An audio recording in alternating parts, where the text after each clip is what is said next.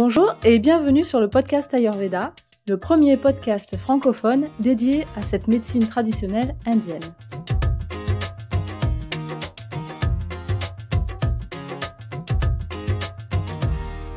Yoga, méditation, cuisine, épices, phytothérapie, respiration, Massage, repos, digestion, saison, curcuma, graines de fenouil. tout ça, c'est de l'Ayurveda. Nous sommes Nat et Lorraine, praticiennes en Ayurveda, et un vendredi sur deux, nous partageons avec vous nos rencontres et notre passion pour cette pratique au travers de thèmes liés à la santé et à l'hygiène de vie. Vous pouvez nous retrouver sur notre site internet www.podcast-ayurveda.com, sur Facebook et sur Instagram.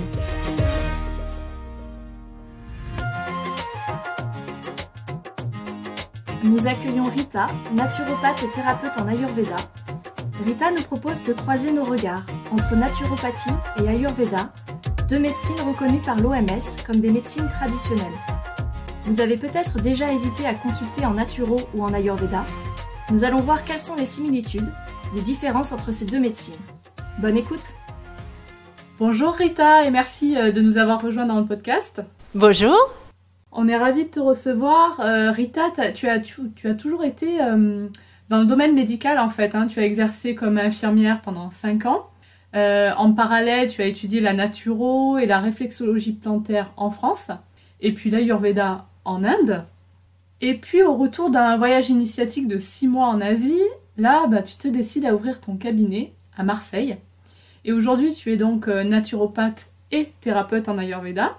Également formatrice et conférencière, et tu partages sur ta chaîne YouTube qui s'appelle Ayur Nature. Est-ce que tu peux nous dire comment tu en es venue à t'intéresser aux médecines naturelles ? En fait, je me suis toujours intéressée aux médecines naturelles. Si tu veux, même quand j'ai fini l'équivalent du bac au Portugal, je voulais faire réflexologie plantaire. C'était mon truc dès le début. Mais mon père m'a déconseillé. Il m'a dit qu'il fallait que je cherche un vrai travail. et du coup, je me suis orientée vers la médecine allopathique. J'ai hésité entre médecin et infirmière et finalement l'infirmière elle est plus proche du patient, donc ça me correspondait un peu plus, voilà, plus que kiné ou que toute autre chose dans le milieu médical. Voilà, donc j'ai commencé par là. Après c'est en travaillant en France que du coup je trouvais que j'avais beaucoup de temps libre parce que je travaillais comme infirmière la nuit et du coup j'avais toute la journée libre et j'ai décidé d'étudier mais aucune post-graduation ou des choses qui existent pour les infirmiers en France, il n'y avait rien qui m'intéressait, donc là je me lance dans la naturopathie et voilà, et de fil en aiguille j'ai continué à étudier, toujours pour moi à titre personnel, pas vraiment pour exercer à l'époque, et puis c'est comme tu disais, je suis partie dans un voyage initiatique parce qu'à un moment donné, j'étais heureuse de ma vie, mais il me manquait quelque chose, je ne savais pas quoi. Donc j'aimais mon travail d'infirmière, j'étais très heureuse avec mon compagnon, j'habitais dans un endroit avec vue sur la mer, tout était magnifique, mais il me manquait quelque chose et donc je suis partie avec un billet simple d'aller pour me chercher. Et bien, je me suis trouvée. Voilà, donc voilà, c'était très bien. Au bout de 6 mois, je suis rentrée pour des raisons personnelles. Je suis rentrée pour mon compagnon qui a eu un problème de santé. Et là, du coup, j'ai décidé de m'installer avec l'Ayurveda et la naturopathie. Et donc dans cet épisode, on voulait un peu décrire les similitudes entre naturopathie et Ayurveda. Mais pour commencer, est-ce que tu peux définir la naturopathie pour nos auditeurs ? Oui, tout à fait. Alors, la naturopathie, déjà, si on va séparer un petit peu le mot, c'est nature, path. Donc, le chemin, path, c'est chemin, et nature, comme de biologie. Donc, alors que l'Ayurveda, c'est la science de la vie, la naturopathie, ça va être le chemin de la nature. C'est aussi une science holistique, comme vous avez dit. Donc, elle prend en considération le corps et le mental. La notion de spiritualité, elle est là, mais peut-être un peu moins qu'en Ayurveda. Elle n'est pas tellement décrite. Mais dans tous les cas, on va avoir un lien qui est qui est très visible entre le corps et l'esprit, mais dans le sens mental. C'est-à-dire qu'on va étudier, par exemple, la sérotonine. Donc, on va étudier les neurotransmetteurs et on va voir que, par exemple, la sérotonine est un neurotransmetteur qui nous donne du bonheur, qui nous permet d'être en joie la journée, qui nous permet de bien dormir. Et donc, c'est très associé en allopathie, donc c'est-à-dire pour les médecins allopathes, beaucoup pour le système nerveux.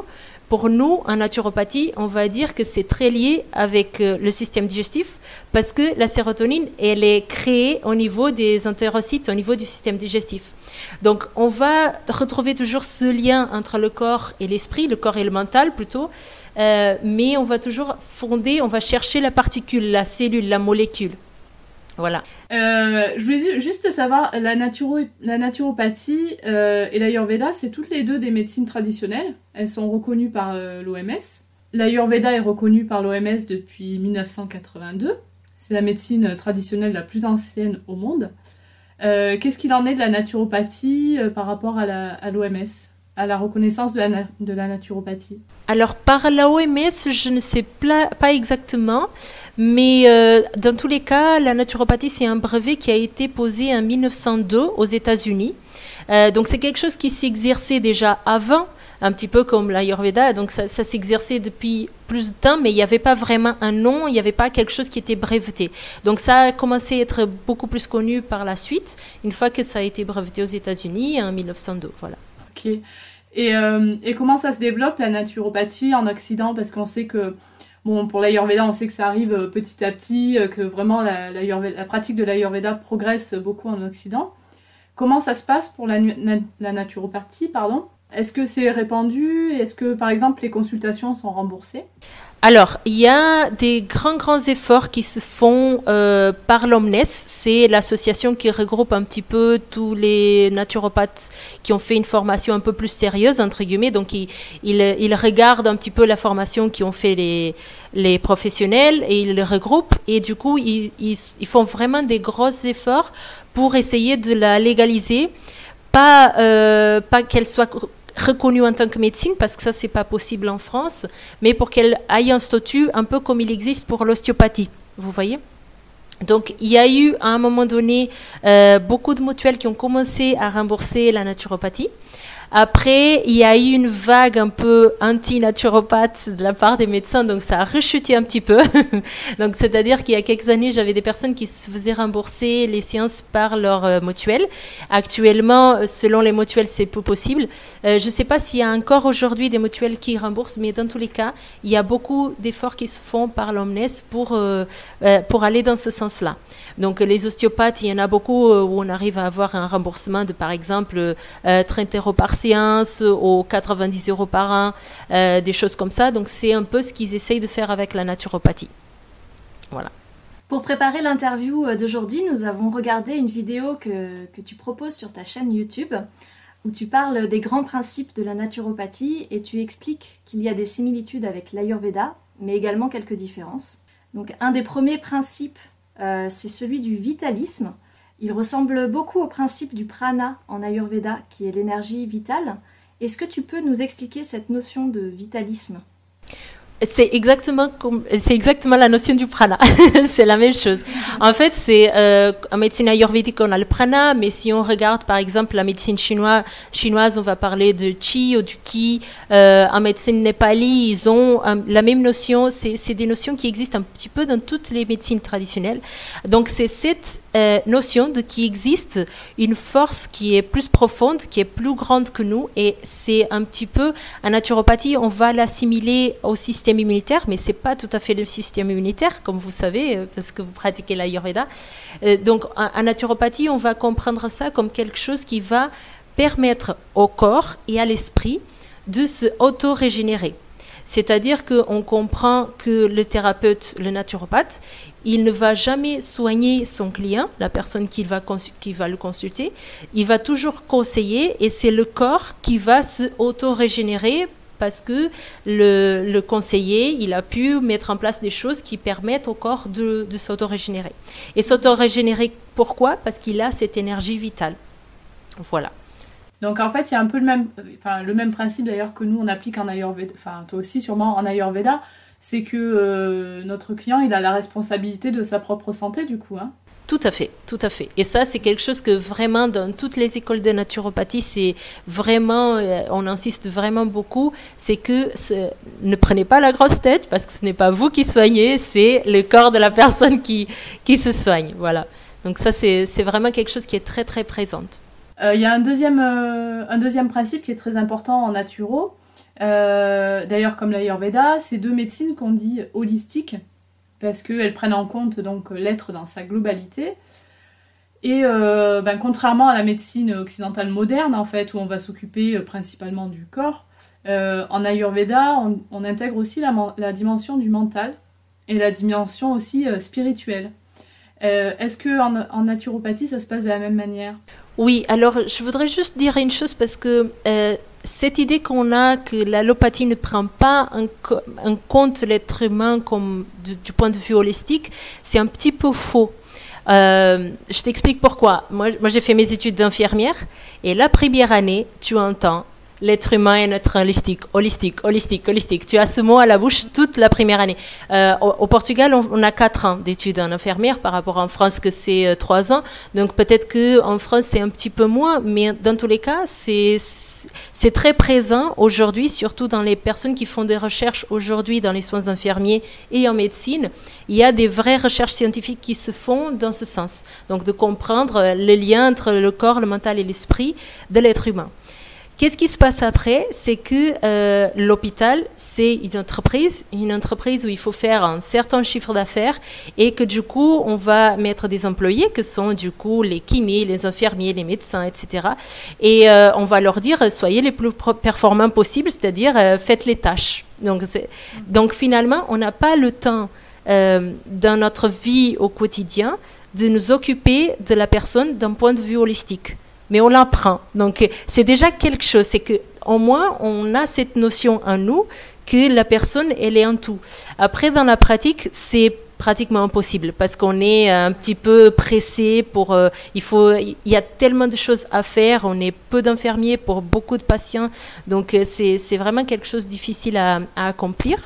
Mais, de notre point de vue, si on va en Inde, dans les hôpitaux où l'Ayurveda se pratique en combinaison avec l'allopathie, parce qu'il existe des hôpitaux comme ça en Inde où ils font les deux, l'Ayurveda dans ces hôpitaux publics, elle n'est pas faite d'une meilleure façon en fait, parce que les médecins, ils ont 5 minutes pour voir, et plus en Inde, imaginez la population qu'il y a en Inde, dans un hôpital public, c'est encore pire que chez nous en fait. Parce qu'ici au moins le médecin traitant, il prend un petit peu de temps pour nous écouter selon sa personnalité un petit peu. Je vous accorde, il n'y a pas tous les médecins traitants qui vont prendre du temps pour écouter ses patients, mais il y en a quand même, on les trouve. On entre dans un hôpital public, c'est impossible quoi, c'est encore pire. Donc c'est pas tellement la médecine qui ne voit pas du point de vue holistique, c'est la façon dont elle est pratiquée. Je pense qu'il y a beaucoup de soignants qui en fait aimeraient pouvoir avoir la possibilité ou avoir le temps de se consacrer aussi à prendre plus soin du mental et de la spiritualité des gens. Hein. Ah, c'est sûr.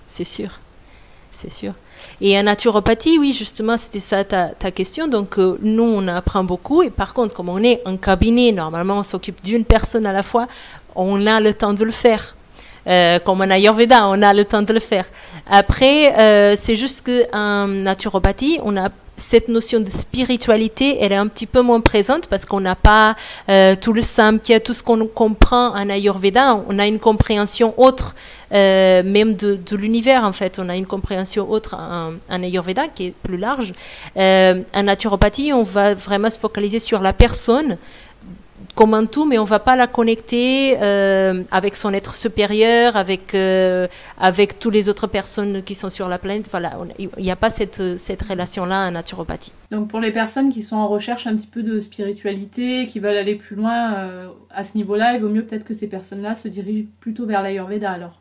Je pense, oui. Et puis, il faut se diriger vers l'Ayurveda, vers un thérapeute qui puisse faire ces choses-là, parce que après ça dépend de la personne.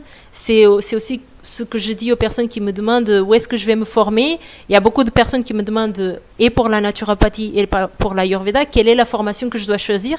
Et je dis toujours, allez-y faire les portes ouvertes de toutes les écoles et allez-y là où ça vous parle. Parce que chaque enseignant, il est différent et il ne va pas forcément enseigner de la même façon, les mêmes choses, parce que toutes ces médecines, elles sont très vastes. Et du coup, il faut aller chez quelqu'un qui nous corresponde, quoi. Il faut suivre son intuition. Oui, exactement. Alors, dans ta vidéo, nous avons entendu que tu parlais d'humorisme. Alors, en Ayurveda, nous, on décrit parfois les doshas Vata, Pitta et Kapha comme étant des humeurs biologiques. Nous avons donc cherché pourquoi ce terme d'humeur. Et en fait, ça vient du latin humor, qui désigne une substance liquide élaborée par un corps organique, donc en l'occurrence humain. Donc, à l'origine, le terme humeur était un terme purement médical, qui provient de la théorie des humeurs, qui est l'une des bases de la médecine antique. Donc, que signifie ce terme humorisme pour la naturopathie?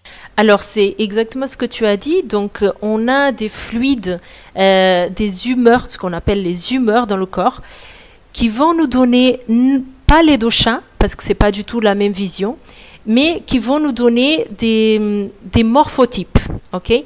Donc on a, ça c'est une des principales différences qu'on peut retrouver entre à l'Ayurveda et la naturopathie, c'est que en Ayurveda on a toujours les trois doshas. Donc ce sont les gérants du corps, donc on va les retrouver en anatomie physiologie, on va les retrouver dans notre constitution de base, dans le déséquilibre, etc. Là, pour la naturopathie, on est plus dans le corps, dans la molécule. Okay. Donc on a dans le corps ces humeurs qui circulent. Okay, on a différents types d'humeurs et selon l'humeur que va circuler chez nous, on va avoir tel ou tel morphotype. Et quand on parle de morphotype, on parle de ce qu'on a en Ayurveda, on dit la prakriti, notre constitution de base. Okay, donc on va avoir deux grandes familles. En naturopathie, alors les noms ils sont horribles, c'est les neuroarthritiques et les sanguins pléthoriques. C'est horrible. Alors, comment tu dis? Alors, c'est neuroarthritique. Les neuroarthritiques et les sanguins pléthoriques. Je vais vous expliquer pourquoi. Alors, les neuroarthritiques, ça va être peut-être un peu le vata déséquilibré. Vous voyez, donc la personne qui est frileuse, mince, qui a beaucoup de rides, un teint un peu plus foncé, etc. Donc, le neuroarthritique, c'est un arbre, ok? Il faut imaginer un arbre.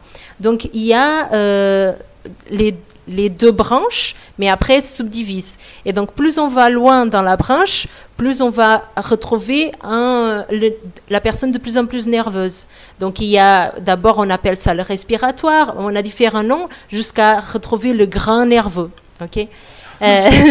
Donc là, on est un petit peu dans la branche Vata déséquilibrée où celui qu'on appelle le respiratoire, il n'est pas déséquilibré, il est plutôt bien, mais il va avoir un petit peu tendance à avoir les pathologies respiratoires, un peu tout ce qui est rhume, tout ce qui est pathologie d'excès de froid et tout ce qui est ciblé système nerveux.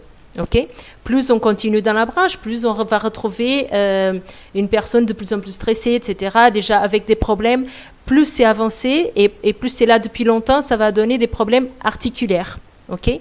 Et c'est un peu la même chose qu'on a en Ayurveda, parce que le Vata, si le Vata il est déséquilibré pendant des années, du coup il est très sec, au niveau des articulations, forcément il va avoir des problèmes, parce que excès de Kapha, excès de Vata, diminution de Kapha, c'est un petit peu la même chose qu'on retrouve. Après, dans l'autre branche, ce qu'on appelle les sanguins pléthoriques, c'est ces personnes, alors on va retrouver et le Kapha et le Pitta. C'est la personne du coup qui aime bien manger, qui mange carné, c'est le bon vivant, il n'a pas peur de rien, il parle comme il veut, il s'organise jamais. Par exemple, s'il part en camping, il va rien prendre avec lui, il va peut-être même oublier le sac de couchage, alors que les neuroarthritiques, jamais, il a déjà une semaine avant de faire le camping, il a déjà fait une liste avec tout ce qu'il fallait, parce qu'il cogite à tout ce qui peut lui arriver dans le camping, etc. Donc le sanguin pléthorique, c'est celui qui s'occupe de rien, il va tranquille, il fait confiance à la vie, il est toujours content, tout le monde l'aime, etc. Et puis quand il augmente, donc si on continue dans cette branche, branches, on va trouver l'obèse. Donc, on a l'obèse blanc, l'obèse rouge. Donc, ça, on va retrouver un peu le kapha, le pitta. Et là, c'est donc quand il a un peu excédé dans l'alimentation, etc., il va avoir des problèmes cardiaques, des problèmes pulmonaires, il peut avoir des problèmes de peau, il peut, voilà. Voilà les deux grandes branches qu'on a, basées un petit peu dans ses humeurs. Après, ces humeurs, l'humorisme, on va l'utiliser pour savoir quel est le type de thérapie qu'on doit conseiller à la personne. Donc, est-ce que, basé aussi dans ses morphotypes, et est-ce que cette personne elle a plutôt une tendance à la carence et que du coup il faut supplémenter, donc un peu comme chez le Vata, ou est-ce que cette personne elle a plutôt tendance à avoir des surcharges et là du coup il faut plutôt le faire en détox, des jeûnes, des choses comme ça. En Ayurveda on a les thérapies Langana et les thérapies Brahmana, je ne sais pas si vous avez appris ça, mais voilà c'est la même... C'est un peu la même idée. On n'a pas encore parlé de ça d'ailleurs dans le podcast, ça peut faire un beau sujet d'épisode. J'ai vu qu'en naturopathie, du coup si on se parle des conseils qu'on va donner aux clients, en naturopathie j'ai vu qu'on parlait de hygiénisme. Donc c'est tous les conseils qu'on peut donner aux clients pour l'emmener sur le chemin d'une meilleure santé. Ces conseils, ça va regrouper l'alimentation, le mental, l'axe corporel, avec tout ce qui est pratique physique, respiration, etc. Alors, en Ayurveda, on a une notion fondamentale qui est celle de l'adaptabilité, c'est-à-dire qui découle directement du principe des doshas, du fait qu'on considère que chaque individu est unique. Donc, c'est-à-dire que quand on fait une consultation, les recommandations qu'on donne sont très individualisées. On va les faire évoluer au fur et à mesure des consultations, selon les besoins. Comment ça se passe en naturopathie par rapport à ça ? C'est toujours pareil. Le principe, c'est de individualiser. Donc, comme en Ayurveda. Mais parce que je connais les deux séances, je trouve que c'est un petit peu moins adapté en naturopathie par rapport à l'Ayurveda. Et pourquoi ? Parce qu'en Ayurveda, les doshas, ils sont tout. Tout est basé dans les doshas. Ils correspondent à notre métabolisme, ils correspondent à notre constitution, ils correspondent à tout. Alors que en naturopathie, on est plus à chercher à essayer de prouver les choses par les tests, les recherches scientifiques. Et du coup, on retrouve beaucoup de choses qui sont contradictoires. Parce qu'un chercheur, et ça on le comprend bien en Ayurveda, quand on cherche quelque chose, on va la trouver. Parce qu'on est axé sur cette chose. Donc forcément, on a beaucoup d'études scientifiques qui sont très contradictoires. Et il y a des effets de mode. Et du coup, en naturopathie, on a beaucoup... ce qui se passe au cabinet, c'est que... les conseils vont beaucoup dépendre de ce qui a marché pour le thérapeute. Ça, c'est vraiment mon avis personnel. Donc, j'engage vraiment que mon nom parce que je sais qu'il y a beaucoup de personnes qui seront pas en accord avec ce que je dis là. Mais ça, c'est ce que j'ai remarqué moi. C'est-à-dire que dans les naturopathes, on a les hygiénistes purs. On a les personnes qui font que le jeûne. On a des personnes qui disent il faut être végétarien. On a des personnes qui disent il faut surtout pas être végétarien. Et du coup, personne n'est d'accord. Pourquoi ? Parce qu'on n'a pas cette notion qu'on a avec les doshas. Et même si on a les morphotypes, on n'a pas... oui, on va dire que un neuroarthritique, il faut qu'il mange plus chaud, etc. Mais c'est beaucoup moins précis et finalement, on donne beaucoup moins d'attention aux morphotypes quand on fait une consultation. Parce que quand on fait une consultation, du coup, la personne, elle vient avec un problème. Et tu as tellement d'outils, tu as la phytothérapie, les huiles essentielles. Après, c'est chaque thérapeute qui décide. Par exemple, moi, j'utilise la phyto et la micronutrition. Les huiles essentielles, ça ne me parle pas. Les fleurs de bac, très peu. Donc, je peux être amenée à utiliser parce que je les ai appris et tout. Mais vraiment, mes deux axes en naturopathie, c'est la micronutrition, c'est-à-dire le magnésium, etc., que j'essaie toujours de mettre dans la nourriture. Si ce n'est pas possible, je supplémente. Et après, c'est la phytothérapie qu'on a aussi en Ayurveda. Donc, on n'est pas tous pareils. Il y a des naturopathes qui sont... donc, les personnes, elles sortent avec 300, 400 euros de supplément de chaque consultation. Oui, mais je ne dis pas que c'est bien ou que c'est pas bien. C'est juste, c'est pas ma façon de travailler. Donc, comme on l'a vu tout au long de cet épisode, donc la naturopathie a une dimension plus scientifique et l'Ayurveda a une dimension plus spirituelle. Cependant, en fonction de son choix, que l'on se tourne vers l'une ou vers l'autre, dans les deux cas, l'objectif, c'est de mieux se connaître pour mieux prendre soin de soi. Que penses-tu de cela? Et est-ce que selon toi, cette connaissance de notre corps, de notre esprit, voire de notre âme, permet d'accéder à une meilleure santé? Oui, oui, oui. Bah oui, moi je suis complètement ancrée sur ça. C'est pour ça que maintenant j'ai choisi de continuer à approfondir plus l'Ayurveda et de continuer bien sûr à exercer de la naturopathie parce que pour moi le côté scientifique est très important aussi. Mais la spiritualité aujourd'hui fait partie de ma pratique à 100%, quoi. C'est que je ne peux pas recevoir quelqu'un et ne pas prendre en considération sa partie spirituelle parce que je vois une différence énorme. Je peux vous donner un exemple. Là, j'ai reçu quelqu'un il n'y a pas longtemps. Donc, j'ai commencé à la suivre il y a relativement peu de temps. Je l'ai vue 3 fois. Donc, c'est quelqu'un qui a une candidose, donc bien implantée. Elle a vu une médecin naturopathe avant de me voir, qui l'a donné un protocole anti-candida avec des gélules, des ovules aussi vaginaux, parce que la candida, elle est déjà au niveau vaginal aussi. Mais du coup, elle a tout acheté, mais elle n'a rien voulu faire parce qu'elle voulait me voir d'abord. Donc déjà, moi, j'ai fait tout ce qui est côté alimentation et côté exercice physique, méditation, etc. parce que ce n'était pas du tout fait par la médecin. C'était pas une naturopathe pure, c'était une médecin naturopathe, donc forcément, elle l'a vu en 15 minutes. C'est pas pareil. Et du coup, on a fait ça. Et j'ai dit, on essaye de se voir d'ici un mois et demi. Je l'ai dit, vous avez tout acheté, donc faites ce protocole. Je ne vais pas vous donner d'autres choses parce que vous n'allez pas encore dépenser plus d'argent. Et ce qui est arrivé, c'est que cette personne, elle n'a rien fait en fait, finalement. Pourquoi? Parce que finalement, au niveau de l'esprit, il y avait trop de choses. Il y avait beaucoup trop de choses, il y avait trop de compléments alimentaires. Et en plus, quand elle m'a vue, je lui ai donné trop d'informations sur l'alimentation et c'était trop. Donc même si je l'ai parlé de méditation, de respiration, je l'ai donné Nadi Shodhana pour calmer un petit peu son vata, toutes ces choses-là. Elle l'a fait, mais vous voyez comment c'est le vata. Le vata, ça se disperse. Du coup, la dernière fois que je l'ai revue, là, c'était cette semaine, j'ai fait quelque chose de complètement différent. J'ai dit, on laisse tout tomber et on a fait pratiquement 1 heure de méditation, en fait de psychologie védique. Ça, je ne sais pas si vous avez étudié, donc on a plusieurs étapes dans la psychologie védique pour se libérer des addictions. Donc elle, son problème, c'est aussi le sevrage de sucre qui est très dur. Donc j'ai fait ces étapes, donc pendant 1 heure, ou peut-être pendant 45 minutes, on a fait ça. C'est une sorte de méditation, mais où on va étape par étape pour qu'elle comprenne qu'elle n'a pas besoin de ce sucre et que ce sucre, il fait du mal.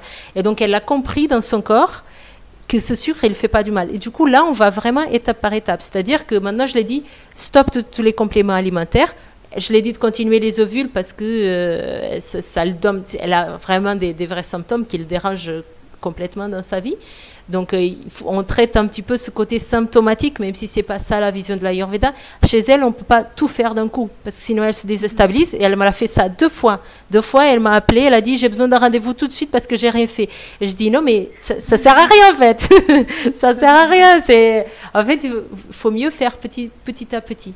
Donc ça, c'est pourquoi? C'est pour qu'au niveau de son esprit, tout était embrouillé. Tout était beaucoup trop d'air et d'éther.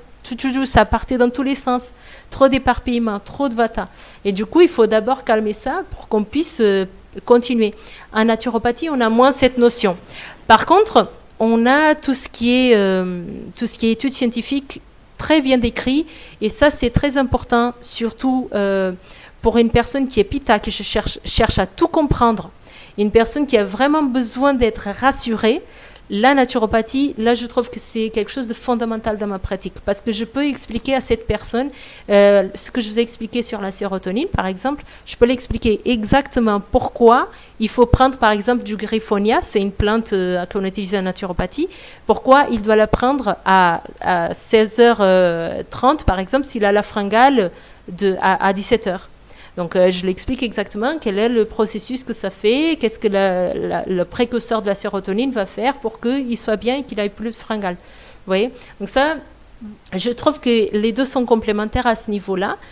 Alors, les études scientifiques, ça part un petit peu dans tous les sens, donc il faut bien les choisir. Déjà, il faut regarder comment il est fait l'étude, sur combien de personnes, parce que si une étude est faite sur 5000 personnes, c'est pas pareil que s'il est fait sur 100, par exemple. On n'a pas le même type de résultat. Et puis, toujours voir si la personne qui a fait l'étude n'est pas affiliée à un labo, pour essayer de vendre tel ou tel produit. Voilà. Il y a une certaine recherche à faire et puis il faut bien sélectionner les informations. Mais ça, c'est tout un travail d'une vie.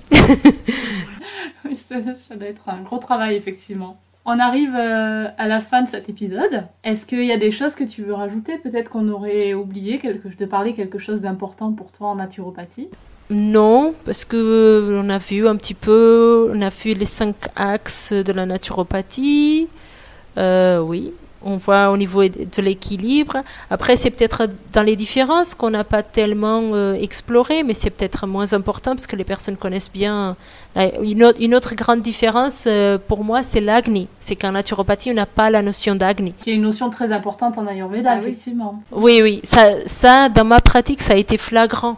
Parce que en naturopathie, oui, peut-être que je peux expliquer ça. C'est que on a ce qu'on appelle les émonctoires, donc c'est lié encore à la notion de humorisme. On a des émonctoires, donc c'est des organes qui sont des portes de sortie du corps. Donc on a le foie, on a les poumons, on a les intestins, on a la peau, et donc ils vont avoir des polarités entre eux. Et donc par exemple, une personne qui a de l'acné, qui n'est pas hormonale, ok, il faut déjà voir qui est un acné qu'on ne sait pas trop d'où ça vient, c'est probablement alimentaire, et donc on explique en naturopathie qu'en fait le grand démonctoire de tout ce qui est gras, ça va être le foie, ok, mais quand le foie il est surchargé, il va permettre au corps, le corps il va pouvoir éliminer à travers des glandes sébacées, donc au niveau de la peau. Donc c'est pas les glandes qui nous font transpirer, c'est des glandes qui nous font des boutons, des choses comme ça.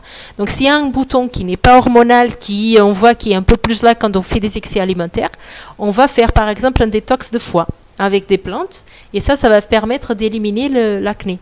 Vous voyez, donc ça c'est un petit peu la vision en naturopathie, qui va rejoindre finalement, c'est la même chose qu'on aurait fait peut-être en Ayurveda, parce qu'on aurait cherché, on aurait vu que c'est un lien avec Pitta, on aurait vu que le siège de Pitta, ou le Mulastana, c'est le foie, et on aurait fini peut-être par faire un traitement de foie.